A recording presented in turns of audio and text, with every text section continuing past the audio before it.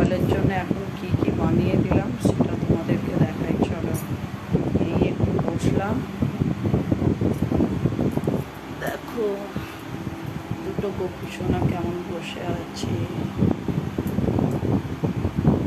দেখো গোপু সোনাকে মুখ করে কি সুন্দর লাগছে, গলায় মালা, তারপর আবার দেখো কি সুন্দর মুখটা পরে লাগছে। আমার তো মনে হচ্ছে সারাক্ষণ গোপু সোনার কাছেই বসে থাকি।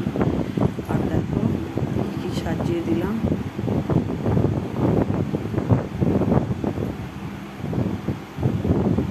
মিষ্টি আছে এখানে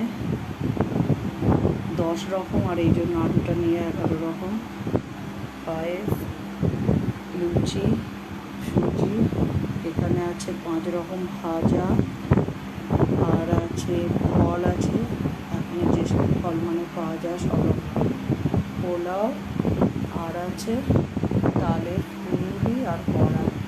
তো যাই হোক, এখন সব দিলাম, নিজে হাতে আমরা সব কিছু বানানোর চেষ্টা করি, কারণ আমার মনে হয় সবই যদি বাজার থেকে কিনে দেবো তাহলে আমার গোপু সোনার জন্য নিজে হাতে কী করবো। দেখো গোপু সোনাকে কত সুন্দর লাগছে, দেখো